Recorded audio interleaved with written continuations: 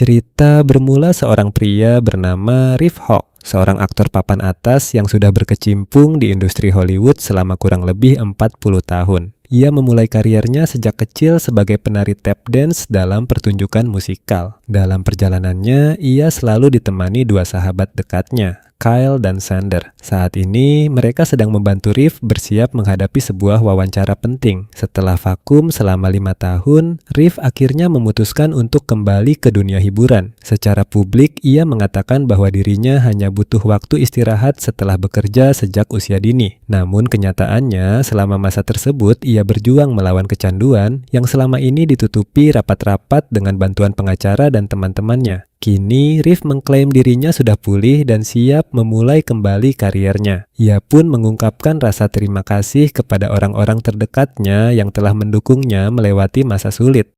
Yeah, those jazz hands. That's it.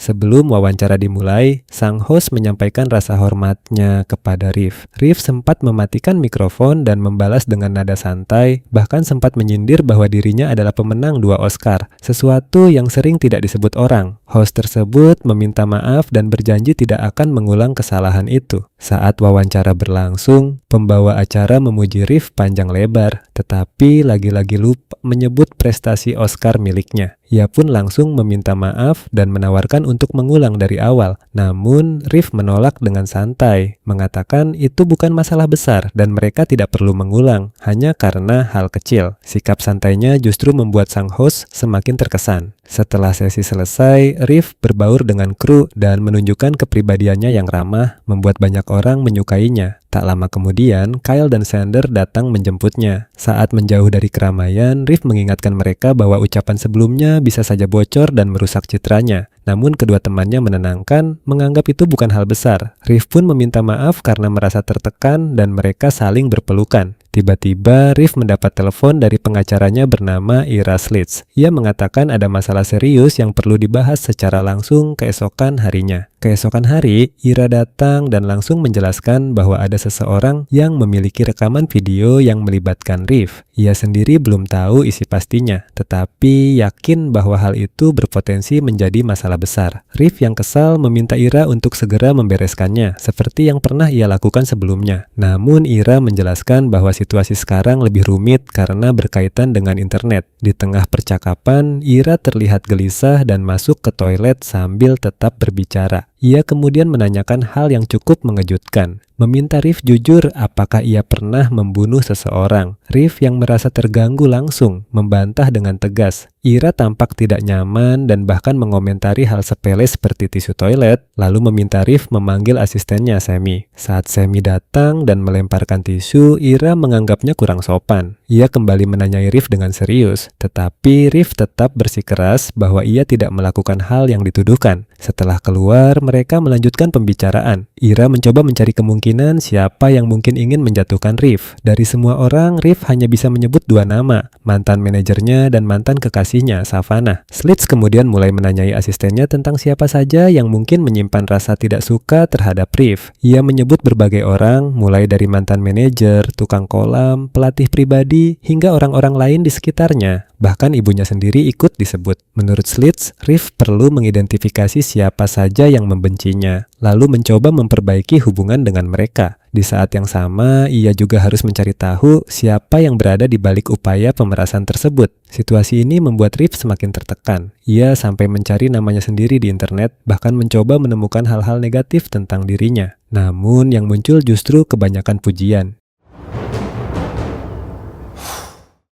Ia kemudian bertanya kepada Kyle dan Sander apakah dirinya orang yang buruk. Keduanya sempat terdiam sebelum akhirnya menjawab jujur. Kesuksesan memang sempat membuat Riff bersikap agak menyebalkan, tapi mereka tetap peduli padanya. Mereka juga mengakui bahwa kondisi Riff sekarang jauh lebih baik sejak ia berhenti dari kebiasaan lamanya. Karena dulu mereka sering harus menyeretnya keluar dari tempat aneh tempat ia mencari obat-obatan. Kyle bahkan mengingat betapa menakutkannya tatapan Riff saat itu. Riff mencoba menenangkan mereka, mengatakan masa itu sudah lewat. Mereka pun memulai misi untuk berdamai dengan orang-orang dari masa lalu Riff. Kyle dan Xander mencoba mencairkan suasana seperti dulu, bahkan bercanda dengan pura-pura merokok karena mereka sudah tidak bisa melakukannya lagi. Namun Riff tetap gelisah, khawatir waktu mereka terbuang sia-sia.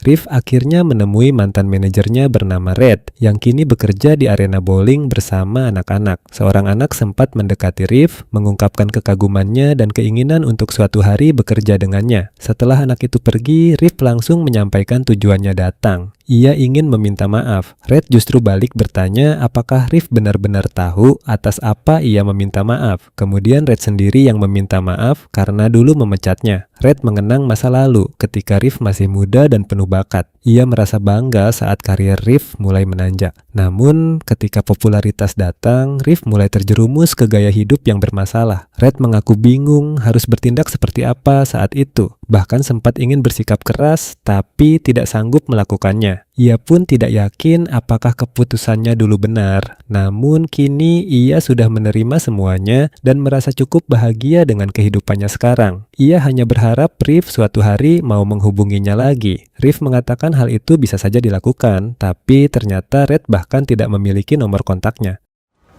I don't have your number.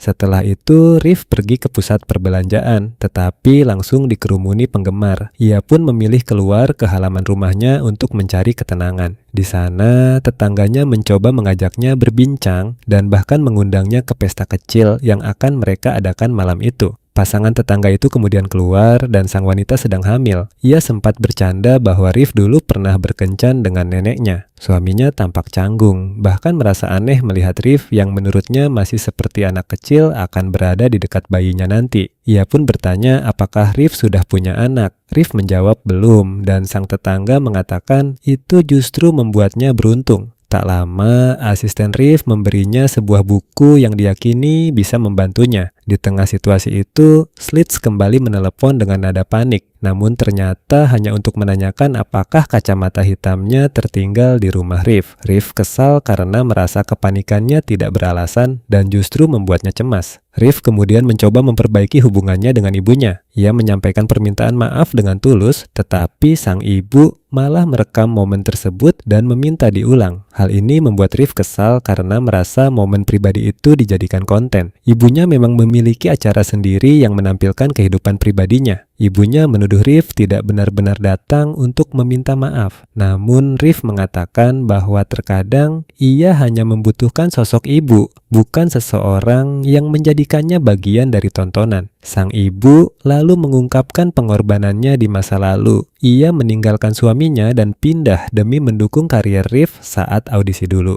Terutama karena Riff sering mengalami kesulitan mengendalikan emosinya. Setelah Riff sukses, ibunya ingin menjalani hidupnya sendiri, namun Riff justru menjauh saat ia mulai tampil di acara tersebut. Riff akhirnya memahami sudut pandang ibunya dan kembali meminta maaf. Sang ibu terlihat tersentuh, tetapi secara tiba-tiba malah meminta agar momen itu diulang lagi supaya reaksinya bisa terlihat lebih baik. Riff mengungkapkan bahwa itulah alasan ia merasa dimanfaatkan. Baginya, semua terlihat seperti sekadar pertunjukan. Ia mempertanyakan kenapa hal tersebut tidak bisa menjadi sesuatu yang tulus sekaligus dimanfaatkan. Ia memang merasakan permintaan maaf itu, tetapi ibunya juga ingin menjadikannya konten. Bahkan ia hanya diminta mengulang reaksi agar produser bisa memilih versi terbaik.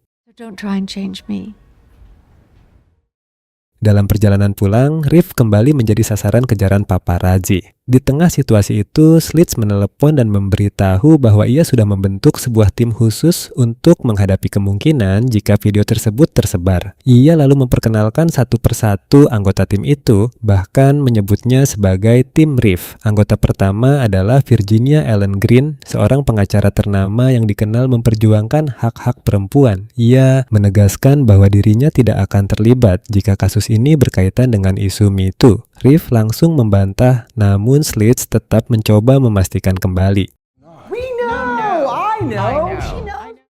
Berikutnya, Slits memperkenalkan Carter, seorang ahli dalam isu hubungan ras. Namun, Carter masih menyimpan ketidaksenangan terhadap Riff. Dulu, Riff pernah merusak strategi publikasi salah satu kliennya hingga membuatnya terlihat buruk. Bahkan ada rencana kontroversial yang gagal total akibat campur tangan tim Riff. Meski begitu, Riff mencoba mencairkan suasana dengan mengatakan bahwa ia mengenal Carter dan mengaguminya. Carter membalas dengan nada dingin, berharap Riff tidak pernah terlibat dalam hal berbau rasis. Riff menegaskan bahwa ia bukan orang seperti itu meski Slits sempat menyinggung kemungkinan tersebut. Kemudian muncul Eunice Kim, seorang pengacara sekaligus aktivis. Ia menjelaskan bahwa meskipun Riff mungkin bukan rasis, terkadang seseorang bisa melakukan tindakan yang bernuansa rasis tanpa sadar. Ia mengingatkan tentang film lama yang pernah dibintangi Riff di era 80-an, di mana karakternya melakukan tindakan yang kini bisa dianggap sensitif. Film itu dulu sempat disembunyikan oleh timnya, tetapi bukan tidak mungkin akan muncul kembali dengan sudut pandang baru. Semua ini membuat Riff semakin lelah dan emosinya pun memuncak. Ia meluapkan kekesalannya kepada Kyle dan Xander. Kyle mencoba melihat sisi positif, Riff sedang berusaha memperbaiki kesalahan masa lalunya. Ia juga menyinggung bahwa dulu, saat berhenti dari kebiasaan buruknya, Riff tidak benar-benar menjalani proses pemulihan secara menyeluruh, termasuk meminta maaf kepada orang-orang yang pernah ia sakiti. Secara halus, Kyle memberi isyarat bahwa mereka juga mungkin termasuk di dalamnya. Namun, Riff justru terpikir satu orang lain yang perlu ia temui, mantan kekasihnya, Savannah. Setelah ia pergi, Kyle dan Xander hanya bisa saling menatap dengan perasaan campur aduk sebelum akhirnya berpelukan. Di dalam mobil, Riff mencoba mencari berita lama tentang masa kelamnya, tetapi semuanya sudah ditangani dan disembunyikan oleh pengacaranya.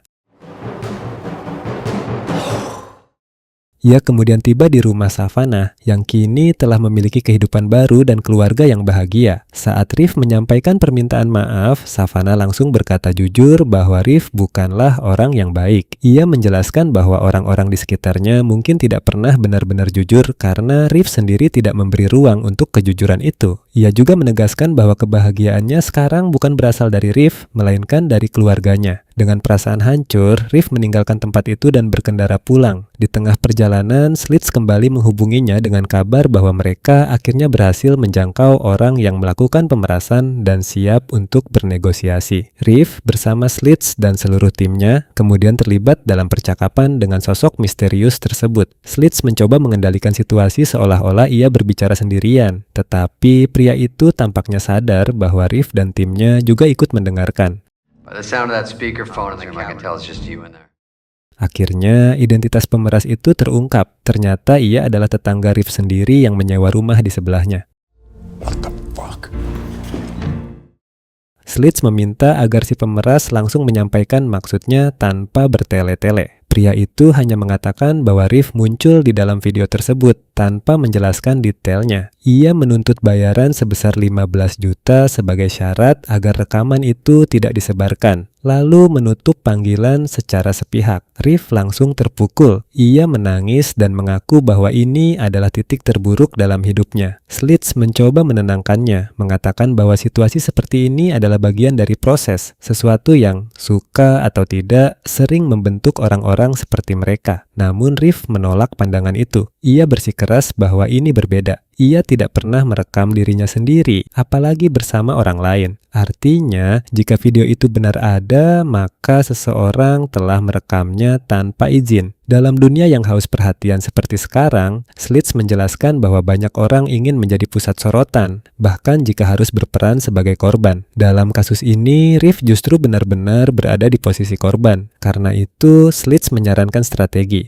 Riff harus lebih dulu tampil di wawancara publik dan mengakui situasinya sebelum video itu bocor, sehingga ia bisa mengendalikan narasi. Dalam perjalanan, Riff merenungkan hidupnya. Ia merasa selalu harus membereskan kesalahan yang ia buat. Ia juga menyadari bahwa masa muda sering diwarnai kegilaan, tetapi pada akhirnya semua orang harus menghadapi kenyataan. Sesuatu yang ia rasa belum sepenuhnya ia alami. Di tengah perjalanan, mereka bertemu dengan anak Slits yang memiliki kondisi khusus. Slits memperkenalkannya kepada Riff, dan sejenak suasana menjadi hangat saat mereka berbincang santai. Namun setelah itu, seseorang mengenali Slits dan menyinggung masa lalu keluarganya dengan komentar yang tidak sensitif, membuat situasi kembali terasa canggung. Sesampainya di rumah, Riff menceritakan semuanya kepada Kyle dan Xander, termasuk ketakutannya menghadapi wawancara langsung. Kyle mencoba mencairkan suasana dengan ide konyol. Mereka pindah ke Hawaii dan membuka toko smoothie. Riff menolak mentah-mentah, merasa hidupnya tidak bisa ditinggalkan begitu saja. Apalagi banyak orang yang bermimpi berada di posisinya. Perkataan itu memicu emosi Kyle. Ia mengatakan bahwa Riff tidak benar-benar memahami apa yang ia rasakan. Kyle menegaskan bahwa mereka peduli padanya, tetapi ia mulai melihat kembali tatapan lama Riff, tatapan yang sama saat ia masih terjerumus dalam kebiasaan buruk. Ia juga menyinggung bahwa jika Riff benar-benar ingin memperbaiki diri, seharusnya ia mulai dengan meminta maaf kepada orang-orang terdekatnya, bukan hanya kepada orang lain demi citra. Setelah itu, Kyle pergi dengan kesal. Riff kemudian bertanya pada Xander mengapa ia masih bertahan. Xander menjawab santai bahwa ia sudah memesan makanan. Namun percakapan mereka berubah serius ketika Riff menyinggung masa lalu tentang pertanyaan yang pernah ia ajukan terkait identitas Xander. Riff mengatakan bahwa ia tidak akan menjauhi seseorang karena jati dirinya, tetapi ia sulit menerima jika orang tersebut tidak jujur pada dirinya sendiri. Setelah itu, Xander pun memilih pergi. Merasa sendirian, Riff kembali ke tempat lama yang dulu sering ia kunjungi untuk mencari pelarian. Namun kali ini, ia memilih untuk tidak kembali ke kebiasaan itu dan pergi begitu saja. Akhirnya, ia bersiap menghadapi wawancara langsung. Sang pewawancara mencoba bersikap ramah, bahkan mengaku awalnya tidak menyukai Riff, tetapi setelah mendengar penjelasan dari Virginia, ia mulai melihat Riff sebagai sosok yang kuat dan layak dihormati. Ia menganggap ini kesempatan besar untuk wawancara tersebut. Namun di detik-detik terakhir sebelum siaran, Riff justru berubah pikiran. Ia mengatakan tidak ingin melanjutkan wawancara itu. Pewawancara panik karena waktu sudah hampir habis dan mengira dirinya melakukan kesalahan. Riff menegaskan bahwa ini bukan kesalahan siapapun, melainkan keputusannya sendiri, lalu pergi begitu saja, meninggalkan situasi kacau di studio. Di luar, Slits menghentikannya dan mengungkapkan bahwa semua ini sebenarnya bagian dari strategi.